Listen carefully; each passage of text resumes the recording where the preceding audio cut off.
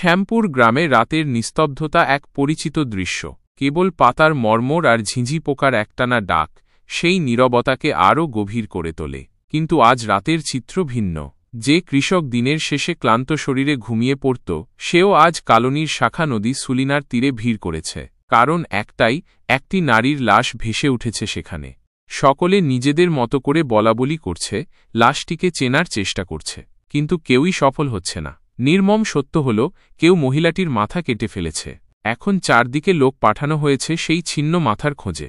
যতক্ষণ না মাথার সন্ধান মেলে, ততক্ষণ পর্যন্ত লাশ দাফনের কোনো উদ্যোগ নেওয়া হচ্ছে না। এরই মাঝে কিছু উৎসুক জনতা দূর থেকে কাঠি দিয়ে লাশের হাত পা নাড়িয়ে দেখার চেষ্টা করছে, হয়তো কোনো পরিচিত চিহ্ন খুঁজে পাওয়া যায়। কিন্তু তাদের চেষ্টা ব্যর্থ। রাত যত গভীর হচ্ছে, ভিড় ততই বাড়ছে।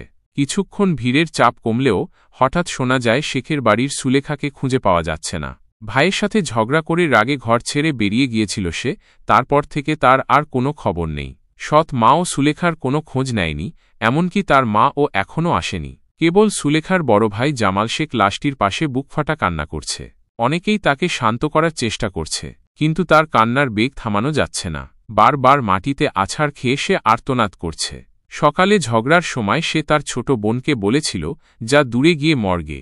সেই কথাগুলো যেন এখন তার হৃদয়ে তীক্ষ্ণ শেলের মতো বিচ্ছে, আর সে চিৎকার করে কেঁদে উঠছে। কিন্তু লাশের পরিচয় তখনও অজানা। ঠিক এই সময়ে গ্রামের ৩ জন প্রবীণ ব্যক্তি এসে নিজেদের মধ্যে তর্ক জুড়ে দেয়। কেউ লাশ দাফনের পক্ষে, তো কেউ চায় লাশটিকে সেই নদীতেই ভাসিয়ে দিতে যেখান থেকে সেটি ভেসে এসেছিল। আবার কেউ কেউ জানাজা পড়ার জন্য অপেক্ষা করছে। কিন্তু পরিচয় না মেলায় কোনো সমাধানে আসা যাচ্ছে না।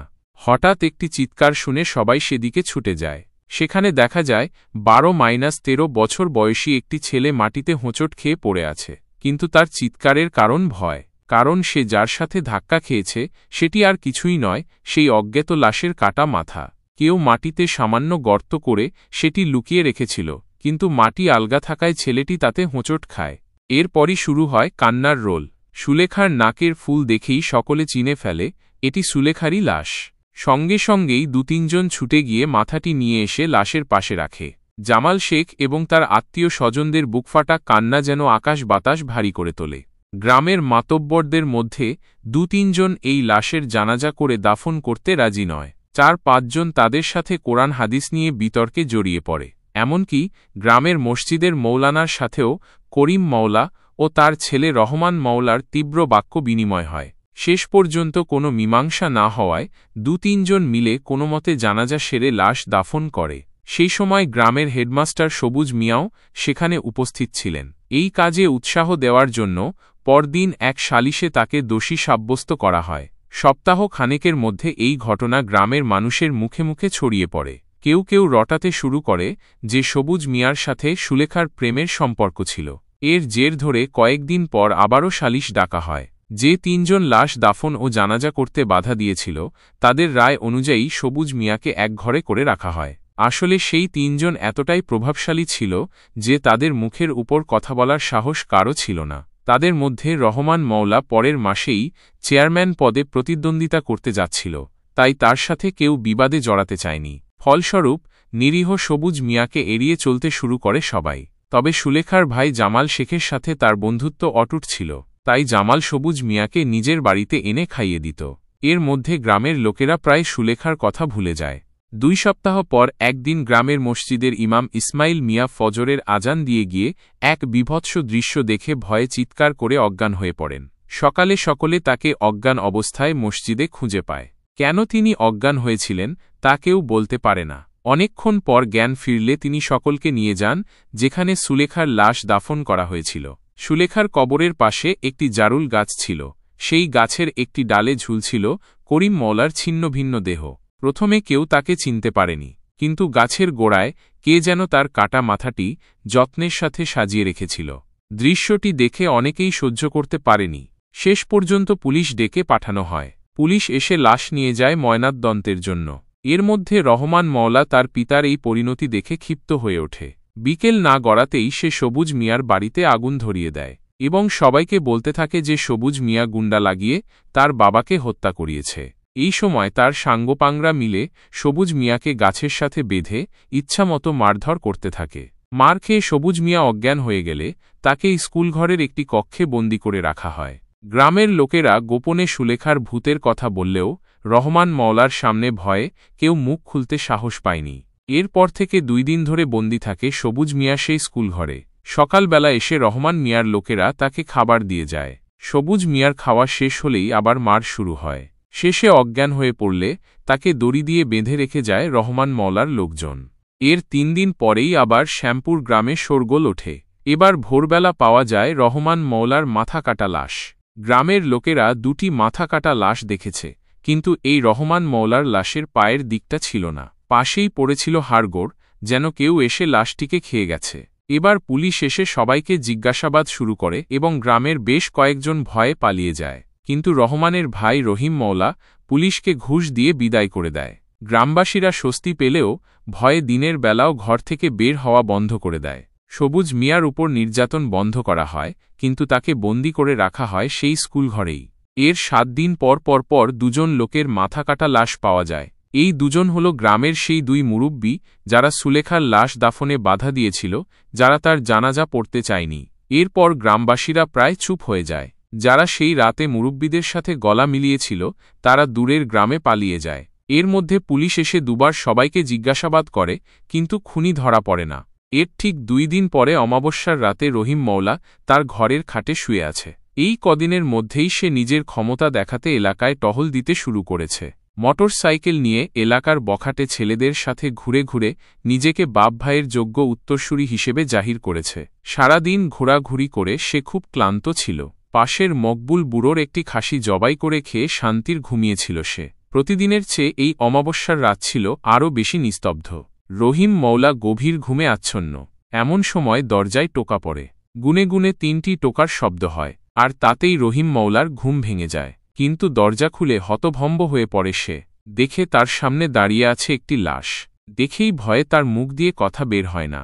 কিছু বুঝে ওঠার আগেই সেই লাশের ডান হাত তার মাথার উপর উঠে আসে এবং রহিম মওলা জ্ঞান হারায়। জ্ঞান ফিরতেই রহিম মওলা নিজেকে এক কুয়াশাচ্ছন্ন এলাকায় আবিষ্কার করে। চারদিকে ঘন কুয়াশার মধ্যে সে কয়েকবার তার বন্ধুদের নাম ধরে ডাকে, কিন্তু কেউ সাড়া দেয় না। প্রথমে সে ভেবেছিল তার সাঙ্গপাঙ্গরা তার সাথে মজা করছে। চিৎকার করে সে কিছু অশ্রাব্য গালিগালাজও করে, কিন্তু এরপরই চারদিকে 4টা কাফনে জড়ানো লাশের উপস্থিতি অনুভব করে সে, এবং একটু পরেই চারদিক থেকে বেতের বাড়ি শুরু হয়ে যায়। প্রচণ্ড মার খেয়ে রহিম মওলা প্রায় অজ্ঞান। এমন সময় মার থেমে যায়। ধীরে ধীরে উঠে বসে সে। সামনে তাকিয়ে তার দৃষ্টি স্থির হয়ে যায়। অবাক হয়ে তাকিয়ে থাকে রহিম, কারণ তার সামনে বসে আছে সুলেখা। দেখেই ভয়ে চিৎকার করতে ভুলে যায় সে। এমন সময় সুলেখা বলে ওঠে, কিরে, আমারে চিনতে পারছোস? আমি সুলেখা, এই যে দেখ আমার মাথা এখনও কাটা। বলেই নিজের মাথাটা 2 হাত দিয়ে একটানে খুলে রহিম মওলার সামনে ধরল। দেখেই বমি করে দিল রহিম মওলা। 2 হাত দিয়ে পেট চেপে এক প্রস্থ বমি করে রহিম মওলা বলল, কি ছাড়ি দিমু? সেদিন কি আমাক ছাড়িছিলি রে তোরা 2 ভাই? আমি কত করি কয়েছি আমাক ছাড়ি দে, তোরা আমার ছোট ভাই লাগস, নিজের বইন মনে করি ছাড়ি দে। কই সেদিন তো ছাড়িস নাই, আমাক 2 জন মিলি নষ্ট করলি। তারপর আমাক যাতে কেউ চিনতে না পারে তুই মওলার বাচ্চা আমার মাথা কাটি ফালালি। আমার সবুজ মিয়ারে কতক মারলি তোরা, কই সেদিন মনে আছিল না আমার কথা? বলেই নিজের মাথাটা আবার নিজের ঘাড়ের সাথে জুড়ে দিল সুলেখা। এবার কেঁদেই ফেলল রহিম, বলল, আফা, ভুল হয়ে গেছে।